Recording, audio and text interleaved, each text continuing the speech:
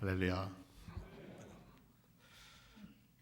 찬송 한 절 부르시고 말씀드리겠습니다. 79장 1절만 부르시겠습니다. 주 하나님 지으신 모든 세계 1절만 79장.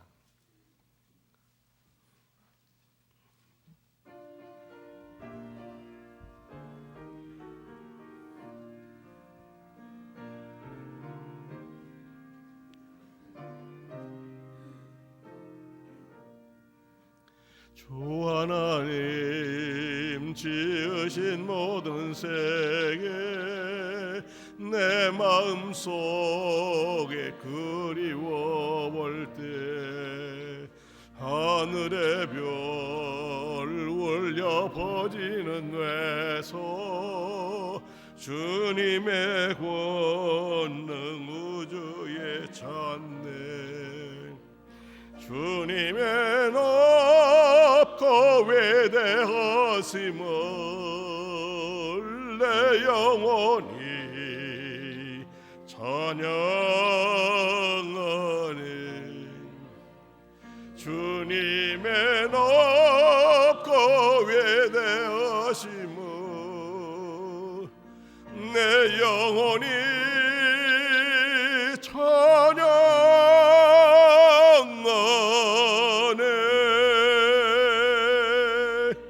아멘. 오늘은 어버이 주일입니다. 1년 365일이 부모님 사랑 속에서 삽니다마는 우리 어버이 주일을 맞을 때마다 숙연한 마음은 금할 길이 없습니다. 우리는 교회력을 사용합니다. 지금은 우리 부활절기를 지나고 있는데 대림절, 강림절, 제수요일, 사순절 지나서 부활절, 이 승천절까지 여기가 이제 전반기고 후반기는 이제 아드벤트까지 이어집니다. 이렇게 교회의 역사가 교회력, 교회의 달력이 된 것은 기원 4세기 말에 거의 완성됐는데 그 기원 4세기에선 무엇을 얘기하고 있느냐 하면은 성경은 인간이 결국 하나님이 계신가 안 계신가를 묻지 아니하고 성경이 묻는 질문은 눈을 높이 들어 이 모든 것을 누가 지었는가 대답하라 하는 것입니다. 이 물음은 인간의 마음이 스스로 만드는 개념이 아니고 하나님의 신비 속에서 우리의 모습을 바라봐라 그런 것입니다. 우리는 하나님의 우리 교회의 절기를 통해서 상실한 것을 회복시켜 주십니다. 고난절, 부활절, 성령강림절, 추수감사절, 성탄절 이런 것은 하나님에 대한 신앙을 회복하는 것이고 어린이주일, 어버이주일 이런 것들은 다 인간성을 회복해 주는 우리의 삶의 인간성을 회복해 주는 은혜의 시간입니다. 김철기라고 하는 분이 쓴 어머니 가슴이라 하는 시를 한번 잠깐 소개하겠습니다. 어머니 가슴 청아 김철기 보고 싶어도 볼 수 없는 당신이지만 생각하면 할수록 불러보고 싶고 보고 싶은 마음에서 가슴이 찡하여 눈가를 적십니다. 손발이 부르트는 것은 물론 속 편한 날이 없어 가슴이 수검정이 되었던 세상 속에 모질던 어머니의 세월 잘한 일 하나 없이 어머니 속만 썩이던 나날들이 한 세월 가슴 아파했던 이제는 불러도 대답이 없고 보이질 않아 만져볼 수도 없습니다. 당신의 영혼을 쓰다듬으며 당신에게 남긴 못 이룬 한들이 눈물조차 감춘 채 하얀 구름을 아는 햇살처럼 햇살이 서럽게 포근한 당신의 가슴이 그리워집니다. 내 자식 내 사랑 하나에 한 올 한 올 짜인 하얀 머리카락 손에 잡혔던 숱한 고생 마디마디가 희생으로 세월이 거슬러 오르며 자식 걱정에 한숨의 강물로 흘렀습니다. 참으며 사랑하는 마음 자식 잘되길 빌고 빌어보는 정성 남모르게 질그릇에 정한수 떠놓고 두 손 모아 빌던 그 얼굴이 아늑했던 당신의 참모습이 오늘따라 생각이 납니다. 가슴속에 박혀있던 참았던 눈물이 살며시 내려옵니다. 저도 처음 보는 시인입니다만은 부모님, 어머님 이렇게 부를 때 우리는 마음이 숙연해집니다. 그래서 오늘은 우리가 부모님 사랑합니다 하는 첫 번째 과제로 부모님을 좀 이해해드리자, 그분들을 이해해드리자, 이런 말씀을 드리려고 합니다. 오늘날 책에 밴드에 올라온 글에 이런 글이 있습니다. 85세 먹은 아버지하고 40살 간 넘은 아들이, 아버지가 치매기가 있어가지고 창가에 앉아있다가 까마귀 한 마리를 보았답니다. 예, 저 새 이름이 뭐냐? 까마귀예요. 까마귀. 뭐라고? 저 새 이름이 까마귀라니까요. 그 무슨 새라고? 까마귀라니까요. 이렇게 넘어가기 시작하는데 5번, 6번 넘어가는데 짜증해서 아이고 아버지 까마귀라는데 까마귀가 까마귀지 그럼 뭐예요? 그랬단 말이에요. 그랬더니 아버지가 가만히 있더만 잠깐 기다려라 그러고 이렇게 사과 상자 같은 데를 꺼내더만 뭘 꺼냈는데 일기책, 아버지 일기책을 꺼냈는데 오늘 거기에 이렇게 써있대. 오늘은 우리 집 앞나무에 까마귀가 와서 앉았다. 3살 낸 아들내미가 물었다. 아버지 저 새가 뭐야? 까마귀란다. 뭐라고? 까마귀야. 무슨 새라고요? 까마귀야. 조금 이따 또 와서 또 까마귀야. 그래서 23번을 물었다. 그래도 나는 묻는 것이 아주 신통해서 나는 기뻤다. 그 글을 아들에게 보여주더래요. 뭐 가슴 좀 치는 얘기지만 그래요. 까마귀 다 아는 얘기지만 좀 부모님들을 이해해 드렸으면 좋겠다. 아브라함, 요소, 헤셀이라고 하는 아주 이 시대를 20세기를 이끌어가는 유대인의 랍비가 어둠 속에 갇힌 불꽃이라는 책에서 노인들에 대해서 이런 글을 씁니다. 늙은이라는 말을 쓰는데 이 늙은이라는 말을 좀 나쁘게 생각 안 하셨으면 좋겠어요. 어린이, 젊은이, 늙은이 다 우리 말이니까. 나는 병들고 업신여김을 당하고 패배하고 서럽고 거절당하고 외로운 사람을 본다. 나는 그들이 외로이 따로 모여 좀처럼 찾아오지 않는 누군가의 따뜻한 손길을 끝내 기다리고 있는 것을 본다. 나는 그들이 죽음과 함께 오는 해방을 기도하는 것을 듣는다. 나는 빼앗기고 잊혀진 그들을 본다. 어제의 주인공, 오늘은 인생의 쓰레기의 인생을 본다. 우리가 늙은이들에게 지불해야 할 것은 공경이다. 그러나 그들이 바라는 것은 관심을 가져달라는 것이다. 버림받지 않아 잊혀지지 않는 것이다. 그들이 마땅히 앞자리에 앉혀야 한다. 그런데 우리는 그들을 동등한 자리에 앉히려고도 하지 않는다. 하나아버지는 12아들을 기를 수 있지만 12아들은 하나아버지를 모시지 못한다. 때로는 우리 부모님들이 실수를 합니다. 그것도 자주 할 때도 있습니다. 허점도 있고 약점도 있고 결점도 있고 단점도 있습니다. 큰 연세 들면 갈 데 없으니까 무슨 뭡니까 건강식품 파는데 행사장에도 가서 엉뚱하게 물건을 살 수도 있습니다. 그러나 우리의 부모님은 완전하지 않습니다. 그런 부모님 때문에 속상한 분이 계시다면 정말 우리 엄마 맞아, 우리 아버지 맞아 그런 마음이 들더라도 거기에서 이해가 시작된다 생각하면 여러분의 마음이 편해질 겁니다.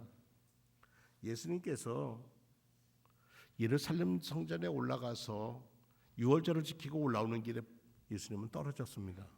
아버지 요셉과 어머니 마리아는 사흘길을 가다가 굉장히 걱정이 됐습니다. 돌아와서 찾아보니까 율법사들하고 장로들하고 와서 성경을 논하고 있는데 걱정이 돼서 꾸짖습니다. 야, 너 어찌 여기 있냐? 우리하고 같이 지금 나셀수로 가야 할 길에. 그랬더니 뭐라고 얘기합니까? 제가 제 아버지 집에 있어야 할 걸 모르셨습니까? 그러면서도 그는 우리 누가복음에 읽어보면 그가 나사렛에 돌아가서 부모님을 잘 모셨더라. 그렇게 되어 있습니다.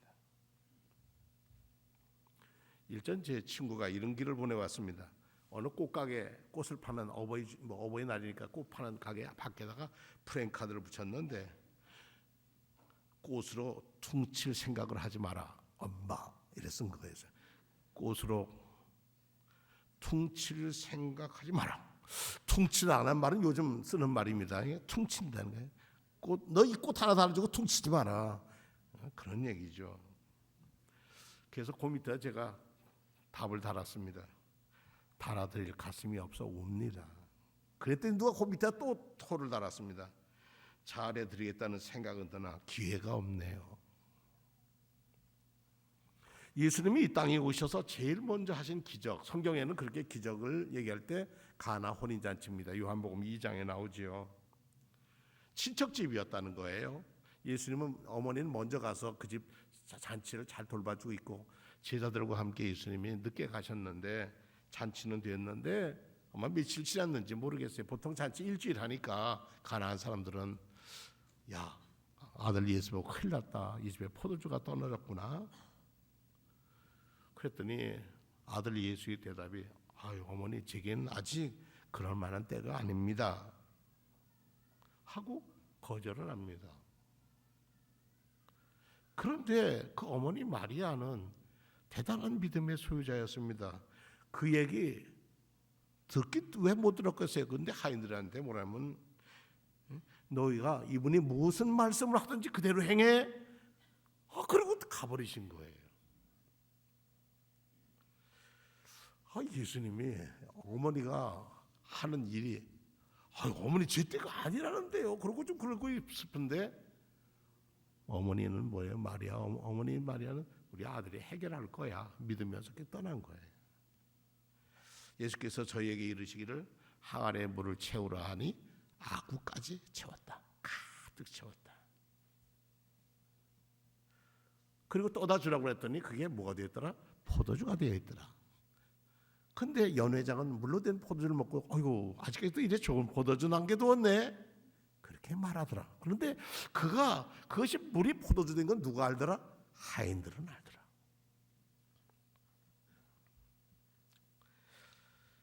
예수는 분명히 어머니에게 아직은 아니라고 그랬는데 왜 물로 포도주를 만드셨을까요?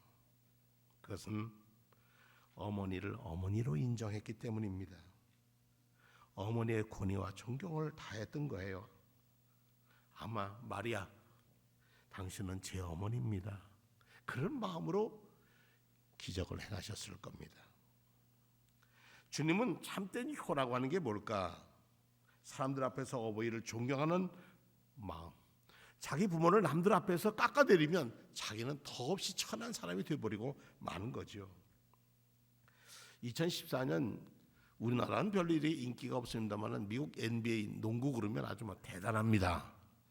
NBA MVP가 됐던 사람이 있는데 오클라호마 시티의 썬더스의 케빈 두란트라고 하는 선수가 MVP가 됐습니다.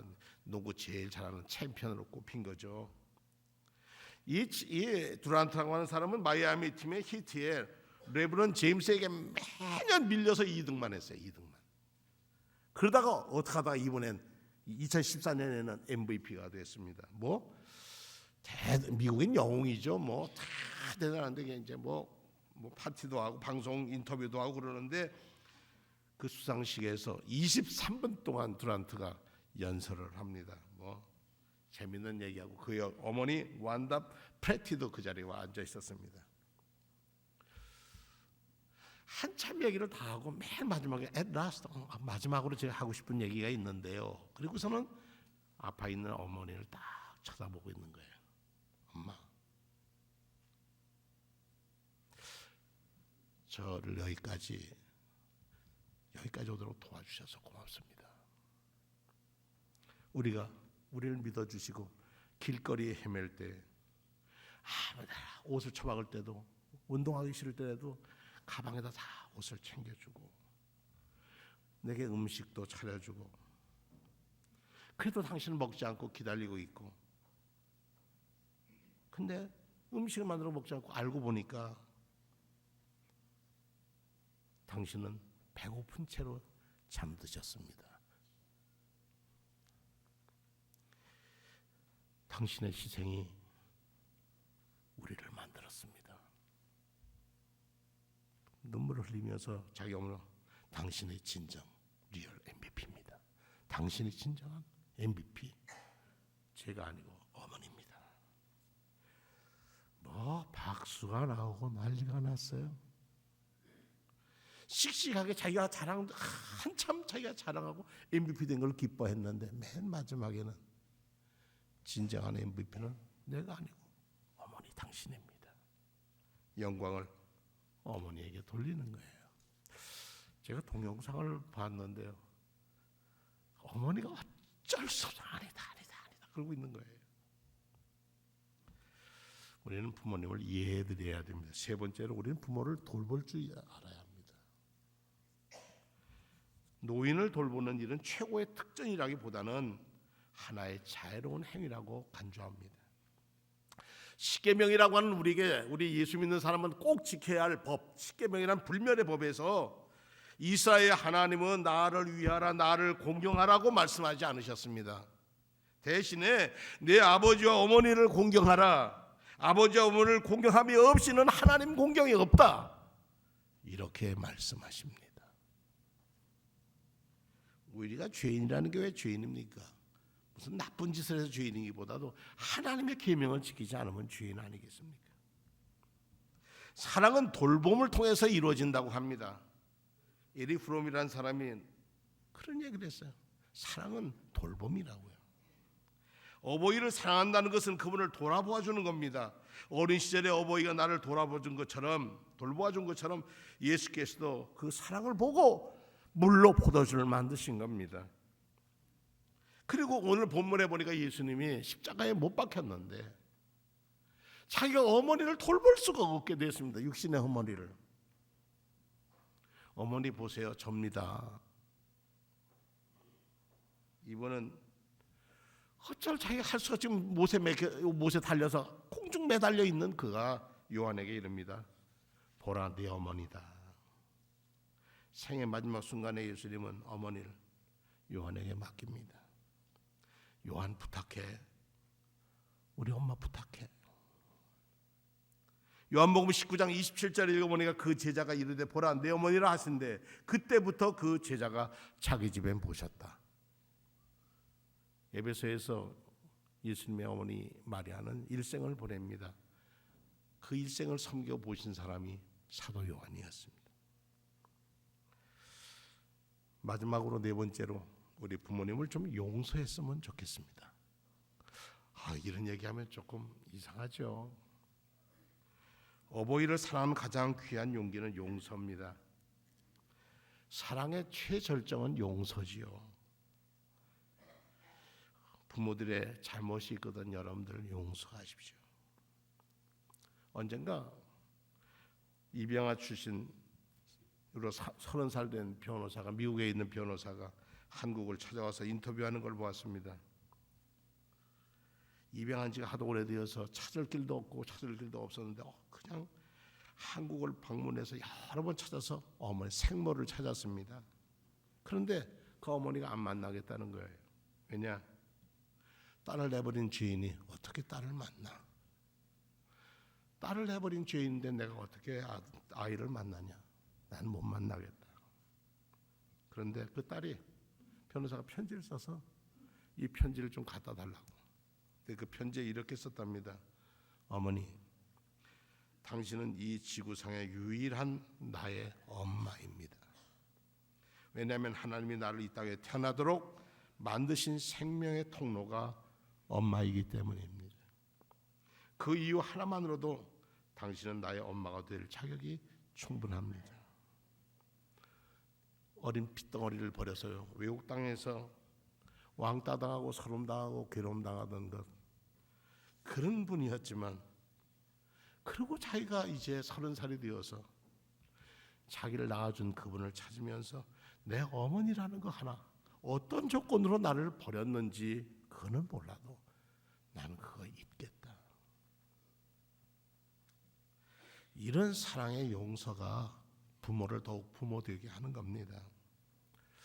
우리나라 옛날 얘기에 북두칠성 얘기가 있죠. 이름은 잘 몰라도 불효불달이라면 들어보셨는지 모르겠네요. 옛날에 6 아들 둔 엄마가 있었는데 아버지가 없이 홀어머니가 살았는데 밤이면 어머니가 없어지는 거예요. 이상하다 보니까 하도 나중에 큰아들이 뒤를 따라가 보니까 건너 동네 개울 건너 마을에 어떤 영감네 집에서 갔다가 새벽같이 나오더라는 거예요. 너무 기가 막혀서 뭐라고 말씀드릴까. 아침만 되면 어머니가 버선을 빠는 거예요. 젖은 버선을 빠는 거예요. 그래서 아들이 동생들을 밤에 어머니가 간 다음에 깨워서 그 위에 다리를 어머니가 발젓지 않고 오시라고 발젓지 않고 오시라고 다리를 놨답니다.